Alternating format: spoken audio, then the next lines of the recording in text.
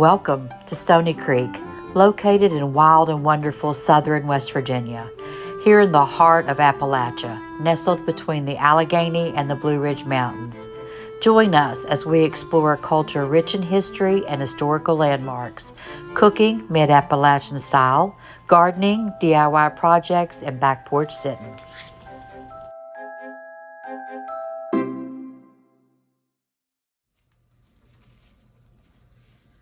Okay, so tonight I thought we would start reading Mary Jane's War. It is a book written by Joe B. Rolls. He was born here in Monroe County, West Virginia. It's about Salt Sulphur Springs. He graduated from Concord College, which is in Athens, West Virginia. And Mary Jane's War, it's a Civil War novel based on the true story of Mary Jane. She lived on Lilydale Road, which is right across from where the Salt Sulphur is, and it's set in the era of when the springs here in West Virginia were very, very popular. Again, to mention a few, we had Pin Springs, we had White Sulphur Springs, we had Blue Sulphur Springs, we had Red Sulphur Springs, we had Green Sulphur Springs. I'm missing something. What's the other one here in Monroe County? Sweet Springs. Still feel like I'm missing one. Anyhow, Salt Sulphur is still standing, and it is privately owned, and someone lives there in Salt Sulphur at this time. I'm hoping to go and video the grounds of it, and possibly even, I'm hoping I might ask if I can go inside. We'll see. So we're going to start here, Mary Jane's War. Again, the setting is the old Salt Sulphur Resort in Monroe County, West Virginia. Chapter 1 is Lilydale, 1836. It was the middle of summer, and Mary Jane Arnott loved to walk to the post office at Salt Sulphur Springs, and did so every chance she had. With all the men and boys working in the farm fields and her stepmother caring for her new baby, Caroline, the post office chore was Mary Jane's. Mary Jane had turned 11 just 2 months ago. Everything outside of her home excited her. The neighbors, visiting general store, and watching the growing summer resort at Salt Sulphur Springs, especially all the strange people who came to spend the winter there. Her father's uncle, Josie Arnott, had built the stone bath house there 20 years ago. Then the hotel was built a year later, and the resort's popularity grew. It attracted more and more guests each summer. The 3-mile stretch from her home in Lilydale to the Salt was tiring but fun. It gave Mary Jane time to be alone, away from her siblings, time to think, dream, and see the outside world. Even though the sun was at its peak, but the cool mountain air made the walk delightful. She would have loved an early morning walk, but her father would never let her leave home until all the morning chores were completed and she had returned in time to begin preparing the supper. With 6 miles ahead of her to walk back and forth, she didn't have a lot of free time to play. No one had seen a buffalo in the county since she was born, but panthers, black bears, and wolves aplenty. They normally wouldn't attack in the heart of the day, but she still carefully carried a 5-foot-long pointed stick made of oak for her protection. Her older brothers taught her how to use the stick in an event that a panther or mountain lion should attack. Now, I'm going to stop here and come off the book for just a minute to tell you that I have always grown up hearing that there are black panthers and mountain lions here in West Virginia. People see them, but DNR claims that they're not here. However, here on our piece of property, if you go back to the very back part of it, which joins Mr. McKenzie on the Wayside Road, there have been sightings of a mountain lion. In fact, a man that works for the power company swears that he saw one laying on a round bale of hay, and that was just 5 years ago, maybe. So there are sightings. I do know of someone that claims they saw a black one just right out the road on the Wayside Road, where it's very heavily wooded there and not very populated with people. So sidetrack there, but I do believe that they are still in the area. They're just very few. Let's see. About a mile along the way, she came upon the Baker home. If Mrs. Frederick Baker, Sr., saw Mary Jane coming, she would always come out to see her and inquire about Mary Jane's grandfather and grandmother, Mr. and Mrs. Henry Arnott, Sr. Their family had both come from Germany and eventually settled at Lilydale about the same time. The families had always been close. They walked to church together and spent many Sundays visiting. Mrs. Baker would often offer her a cup of spring water and a piece of blackberry pie, which Mary Jane seldom refused. They talked a spell, and Mary Jane would be on her way, as she was always in a hurry to get to the Salt to see what was going on there. She passed the Pyles' home place and waved. A little farther up the road, she walked past the Weichel place on the right. The house and garden were near the road, and the Weichel children were out weeding the garden. 10-year-old Wild Weichel let fly with a green tomato and went past just over her head. She laughed, and he flung another one that missed its mark, but just riled him up. At that, Wild picked a big ripe tomato that splattered just in front of her. Mrs. Weichel stepped out the door and declared, "It's a sin to waste the food that God has given us." Then she grabbed a switch and set out to do God's work. For the most part, the road was good and had been shaled this past spring by the neighbors who used the road. She soon came up the section of the road that was steep, descending down the Salt. She could see the church and the store were near Pepper Run, a small cold water stream that fed into Indian Creek from the knobs at the resort. The church and store were both about 10 years old. They were built of limestone. It was the first stone church she had ever seen, and it looked magnificent with its tall columns and high steeple. They say the Episcopalians from South Carolina, who had come to the resort to spend the summer, had built it. They even brought a reverend by the name of John Johns all the way from Baltimore to preach for the summer months. It was grander than any Methodist church that her family attended. Her grandfather told her that these two buildings were built under the supervision of Mr. Adam Falden, now pronounced Fullen, a good man of German descent who lived a mile or so down Indian Creek below the resort. The store building had 2 stories with 2 front porches that extended across the front of the building. The post office and store were on the main floor, while the second floor contained 4 guest rooms that were rented to the overflow guests from the hotel. Holding court on these stores' front porch was Mr. Selden, an older gentleman, slim with age, cleaved face, and who always wore a coat and tie. He considered himself the squire of the Salt. He was always there to advise and talk with anyone who happened by. There were always others who loafed on the porch to see what was going on across Indian Creek at the hotel. The porch was high enough to view the entrance and the bathhouses. They would just sit there watching guests come and go on their beautiful custom-made coaches, pulled by 4 horses with guests dressed in finery not found in these parts. Mary Jane spoke to all on the porch and then hurried in to get the mail. She was a shy little girl due to having cut off the first finger on her left hand at the age of 10 while chopping the head of a chicken. She was afraid people would tease her about her hand. Sure enough, her father, Henry Arnott Jr., had a letter, which Mary Jane paid 2 cents to receive, as the person receiving the mail paid for all postage at that time. Mr. Burton told her to pass the word in Lilydale that the Pyles and the Ellisons also had mail.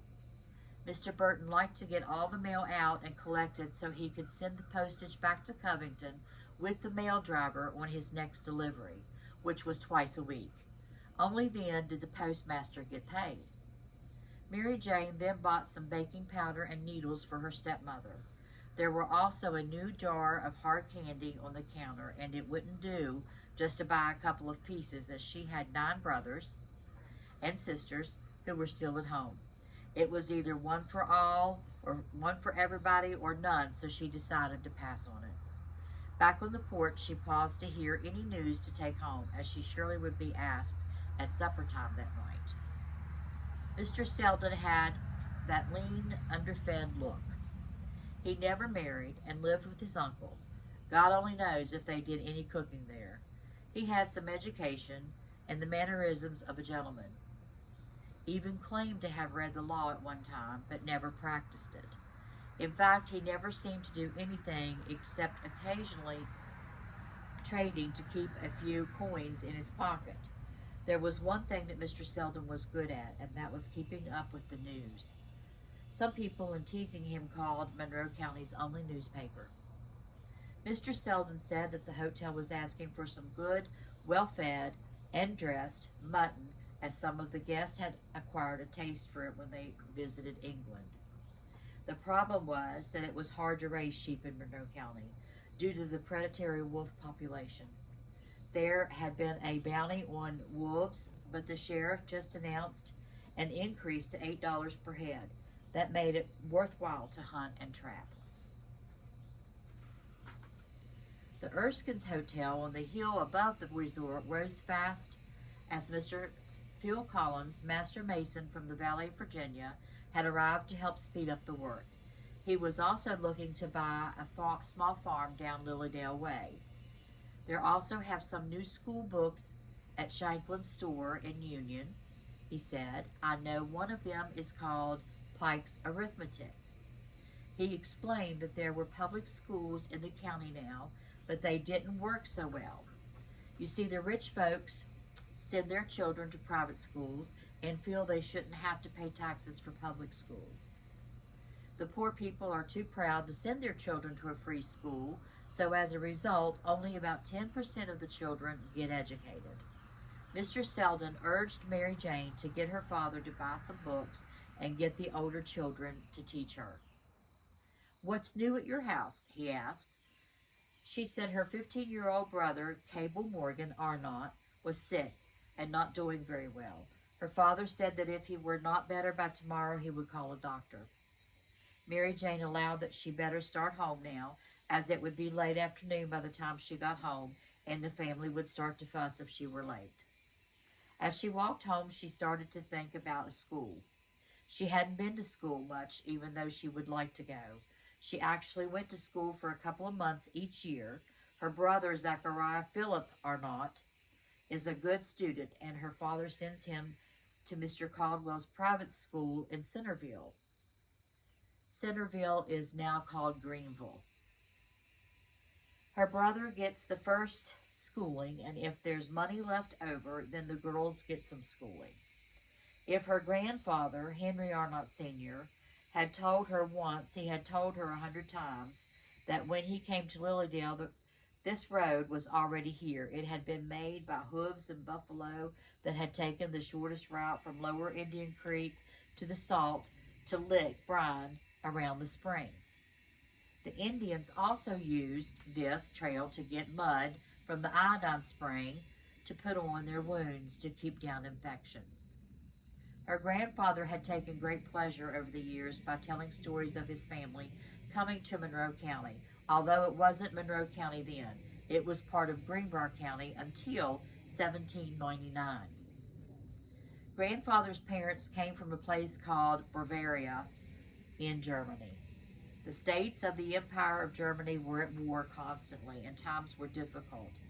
King George II of England was recruiting for the colonies at the time, so the Arnotts accepted passage to this country. Henry Arnott Sr. always liked to tell that he was born March 12, 1761, in Orange County, New York. His father, William, later moved his family to Sussex County, New Jersey. There, Henry Sr. and his father, William, joined the 26th Battalion of the Virginia Infantry in 1776 and served with that until 1782, mostly in the state of New York. While in service, he married Elizabeth Truesdale, also of Sussex County, on August 15, 1780. During the Revolutionary War, he served under Captain Gordon, Major Logan, and Colonel Weisenfeld, along with other men from Virginia. They made Virginia sound like a wonderful place to live. Henry Sr. always said that he would never forget that winter day in 1782 when a rider approached the camp and shouted, "The war is over, the war is over." He had carried the news from General Washington that the British had surrendered at a place called Yorktown, Virginia. Oh, how he would have liked to have been there. Private Arnott, along with his fellow hungry, threadbare troops, gathered to lift their faces to the sky to give thanks that this plague called war is over. As he prepared for the long walk home from Albany, New York, little did he know that his travels were just beginning. At home, it was a matter of swapping one sweat of hard times for another as the new nation called the United States of America was born. And it was born into a Great Depression. The country was in debt. Shipping had been disrupted. Money was scarce and there was no market for crops or livestock. Henry Sr. struggled in New Jersey to make a living the next several years while working on a farm for a large landowner as his young family grew. There was his first child, Elizabeth, born in 1781, Martha in 1785, Deborah in 1787, William T. in 1789, and Mary Jane's father, Henry Jr., born there in 1791. By 1793, after an appeal to his old company commander, Captain Gordon, Henry Sr. received a land grant in western Virginia. There he could own land of his own. The land grant instructed him to report to the county surveyor's office in Lewisburg, Greenbrier County, Virginia. He had no idea where that was at. It was not on any map of that day. He was told that it was up the valley of Virginia. That year of 1793, Henry Sr., aged 33, his wife Elizabeth, also aged 33, his 5 children, along with a brother Jesse and his family, loaded all their belongings into a covered wagon and headed south to Philadelphia.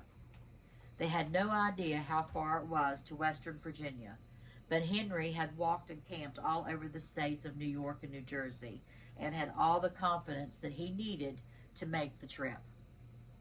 The roads were flat near the city of Philadelphia, which had a population of 31,000 people at that time, and it was an amazement to all who traveled there. Just out of the city, the road split.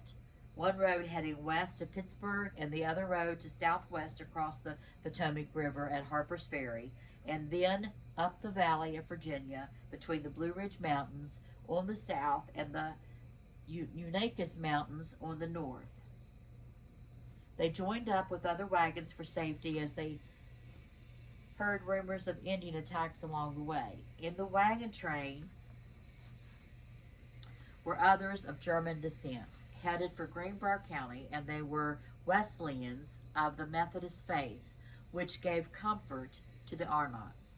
It took all summer long to travel from New Jersey to a place called Fincastle. From there, they headed due west along the Lewis Trail that would later become the Midland Trail to the Kanawha River. The trail twisted along rivers and between mountains to Lewisburg, a frontier town that had built up around Fort Lewis. By then, the rough travel and the cooperation had bounded the families together, and they petitioned the surveyor to give them adjoining land. The clerk, at his wisdom, saw fit to give them land, although not joining, but in the same vicinity. From Lewisburg, the descent river, they traveled toward Union on a road that was little more than an Indian trail. They ran out of daylight as they approached the plains of Pickaway. "Oh, what beautiful country," they exclaimed. The next day they traveled into the village of Union and then on to the Salt Sulphur, 2 miles to the southwest. There they rested for 3 days, gathering food, which included wild turkeys. The men then followed a buffalo trail to land between Back Creek and Laurel Creek.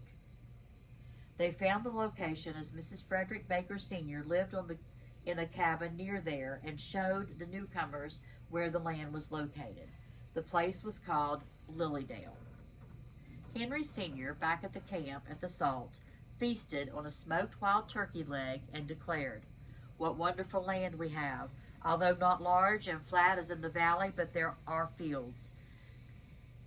And as much as a man can work with streams and mountains full of game, best of all, it is our land." Just then Mary Jane was distracted from her memories by a galloping horse approaching. As it drew closer, it was her older brother William, and he was in a hurry. He reined up long enough to tell her that Cabell had taken a turn for the worse and that he was going to Union to fetch the doctor. He told her, "Run on home now. They'll need you there." Okay, we're going to stop right there, and we'll pick up as Mary Jane gets home and what her last mile home and what she finds when she gets home. I like reading about land that's familiar to me, land that I know of, land that's just right here in distance. And I had family that was part of the traveling group that came down. Baumgartners. They were German descent. They got a grant for land on Sarton Mountain in the same vicinity as the others that traveled here, the Arnotts and so forth. So this story is, partly about my family as well. So we're just getting started. It's a very interesting book, and I think that we'll try to read it 2 or 3 times a week if the Lord is willing until we finish the book. I'm going to go, there are pictures I'm going to put up on the video, and again, I do hope this week to go and video the store, the church, the post office, and I'm going to walk across to the hotel, which is privately owned now. I think it's a private home, but I am going to see if I can video some of it, video some of the guest houses, and just maybe with a little luck, I can get inside and see what it looks like on the inside. Even though it's been turned into a private home, I still would love to go inside. So stay tuned, and we'll have some more coming up on the old Salt Sulphur Springs, Union, West Virginia.